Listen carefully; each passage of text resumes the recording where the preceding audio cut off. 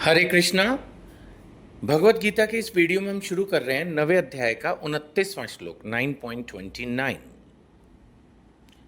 इस श्लोक में भगवान कह रहे हैं कि मैं ना तो किसी से द्वेष करता हूं। द्वेष का मतलब पता है क्या होता है? दूसरे को जो मिल रहा है, दूसरे के लिए जो जो मतलब दूसरे को जो मिल रहा है और दूसरे जो है उस चीज के लिए काबिल भी है। मतलब कि ऐसा नहीं कि उसको कोई मुफ्त में मिल रहा है। सपोज वो मेहनत कर रहा है या वो काबिल है, पढ़ा लिखा है, मेहनती है, लेकिन तब भी हमें ये पेट में दर्द होना कि इसको ये क्यों मिल रहा है, ये है द्वेष। जैसे दुर्योधन एंड कंपनी को द्वेष था कि पांडवों को राज्य क्यों मिल रहा है, जबकि पांडव धर्माचारी थे, पांडव काबिल थे, शक्तिशाली थे, लेकिन तब भी उनको ये था कि नहीं, इसको नहीं मिलना चाहिए। दैट इज द्वेष। तो भगवान तो ऐसा किसी के बारे में सोचते ही नहीं। कई बार जब हमें कुछ नहीं मिल रहा होता और हमें लगता है कि हम उसके काबिल हैं, तो हम ऐसा सोच लेते हैं कि भगवान तो हमारे पीछे ही पड़े हैं, या भगवान दूसरे को बहुत कुछ दे रहे हैं, हमें तो कुछ देते ही नहीं। ऐसा नहीं सोचना है। इसीलिए भगवान ने कहा है ना तो मैं किसी से द्वेष करता हूं, ना किसी के साथ पक्षपात करता हूं। भगवान एकदम न्यूट्रल है। ये स्कूल के दिनों में भी होता है, जब किसी बच्चे को प्राइज मिल जाता है और दूसरे बच्चे को जिसको नहीं मिलता और उसको लगता है मुझे मिलना चाहिए था, उसको लगता है टीचर पक्षपात कर रहा है।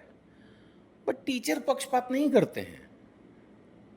टीचर जो ज्यादा काबिल होता है उसको देते हैं। वो तो आप खुद को ज्यादा काबिल समझ रहे हो ना, वो प्रॉब्लम है। भगवान ना किसी से द्वेष करते हैं, ना पक्षपात करते हैं। भगवान कह रहे हैं मैं सबों के लिए समभाव हूं। भक्ति में प्रगति के लिए ये श्लोक भी बहुत महत्वपूर्ण है, क्योंकि कुछ चीजें ऐसी हैं जो हमें भक्ति से डिगा देती हैं, मतलब हिलाती हैं। उनमें से एक है कि कभी कभी हमें भगवान पर ही डाउट होने लगता है। फैक्ट है, मैं बता रहा हूं आपको। कुछ लोगों के जीवन में अगर कोई बड़ी घटना हो जाए तो वो दुर्घटना तो वो सोचते हैं यार मैंने तो इतनी माला करी, इतनी गीता पढ़ी, इतना प्रचार किया, इतनी पूजा की, इतना दान किया, इतने व्रत किए, इतना धाम यात्राएं की, फायदा क्या हुआ फिर? उसके बाद भी मेरे साथ ये हो गया। सर वो तो फिर होना ही था ना।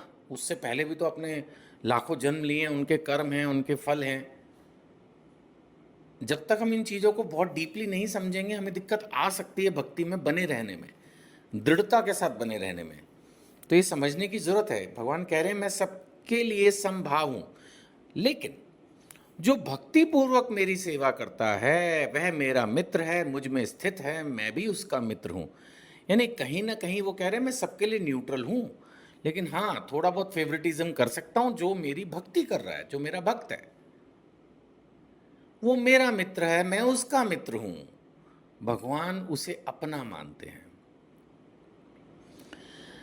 एक ऐसे समझिए कि जैसे देश का राजा है आज की तारीख में, जिसको हम प्रधानमंत्री कहते हैं, वो सबके लिए कर रहा है, उसको कहाँ किसी के प्रति है।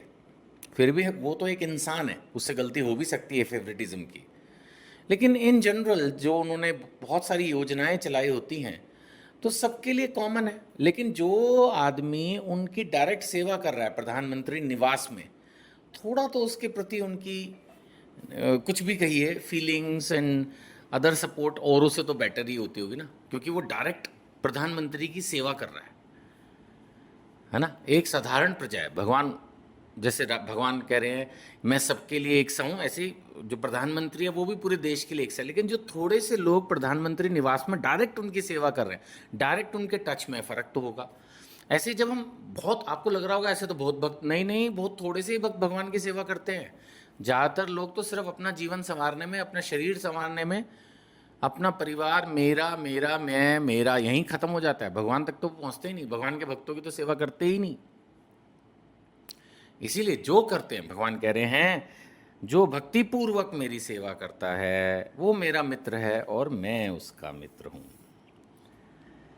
चलिए 30वां श्लोक लेंगे, 9वें अध्याय का 30वां श्लोक। भगवान कह रहे हैं यदि कोई जगन्य से जगन्य कर्म करता है, किंतु यदि वह भक्ति में रत रहता है तो उसे साधु मानना चाहिए, क्योंकि वह अपने संकल्प में अडिग रहता है। ये उन लोगों के लिए भी बता दिया जो अपने जीवन में पहले नॉनवेज खा रहे थे। ये जगन्य से जगन्य पापी हुआ। छोटे पापों में लें तो ड्रिंक कर रहे थे, जुआ खेल रहे थे, पर स्त्री गमन कर रहे थे। ये भी करीब करीब जघन्य पापी हैं, छोटे स्तर के सही पापी हैं। मर्डर कर दिया किसी का, कुछ कर दिया, मान लेते हैं नहीं पता चला सरकार को, अभी तक बचे हुए हैं, तो वो ये ना सोचे कि वो भक्ति नहीं कर सकते। अगर ये सब कुछ छोड़ दें, संकल्प के साथ भक्ति करें, यही भगवान कह रहे हैं, संकल्प पर अडिग रहता है। यानी अब उन्होंने सोच लिया, जो हो गया सो हो गया, खत्म, मार दो कांटा पिछली बातों पे, अब मैं भक्ति करूंगा, भगवान की भक्ति पूर्वक प्रेममयी सेवा करूंगा। ऐसे अनेक उदाहरण हैं, अनेक, जो पहले डाकू थे बाद में भक्त बन गए, अनेक उदाहरण हैं। खुद इस्कॉन में भी कई ऐसे लोग हैं जो पहले नॉनवेज खाते थे, नहीं उनको पता था, अनभिज्ञ थे, बचपन से खा रहे हैं, उनको लगता था ये साधारण खाना है, वो पाप खा रहे थे, नहीं उनको पता था। लेकिन जब भक्ति में आए तो फिर वो एकदम स्ट्रांगली अब औरों से भी बेहतर कई बार भक्ति कर रहे हैं। तो भगवान कह रहे हैं वो छोड़ो पिछला, वो मैं देख लूँगा।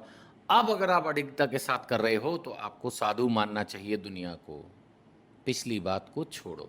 लेकिन ये वैसा नहीं है कि आप हरि नाम भी ले रहे हो और पाप भी कर रहे हो तो आप सोचोगे कि चलो जी भगवान तो कह रहे हैं आप साधु हो, ऐसा नहीं है। साथ साथ पैरेलल नहीं चलेगा। हिस्ट्री, पास्ट हो सकता है, पिछला हो सकता है, उसको छोड़ो और अब नया ढंग से चलो, दैट इज द मैसेज। एक और श्लोक लेंगे इसमें, और वो बहुत ही महत्वपूर्ण श्लोक है। मैं इसको पहले संस्कृत में पढ़ रहा हूँ। क्षिप्रम भवति धर्म आत्मा शाश्वत शांतिम निगच्छति कौन्तेय प्रीति जानीहि न मे भक्त प्रणश्यति। मैं एक बार लास्ट लाइन फिर से पढ़ूंगा क्योंकि ये बहुत पॉपुलर है। कौन्तेय प्रीति जानीहि न मे भक्त प्रणश्यति, न मे भक्त प्रणश्यति, मेरे भक्त का कभी नाश नहीं होता। तो ये चीज़ एकदम आपको दिमाग में रखनी है कि अगर ऐसा व्यक्ति जिससे पहले जीवन में कुछ गलतियां हुई है, भगवान अब अगले श्लोक में उसको और आगे ले जाके कह रहे हैं, वह तुरंत धर्मात्मा बन जाता है। वह तुरंत धर्मात्मा बन जाता है और स्थायी शांति को प्राप्त करता है। भगवान ने दूसरे अध्याय में भी स्थायी शांति की बात की थी।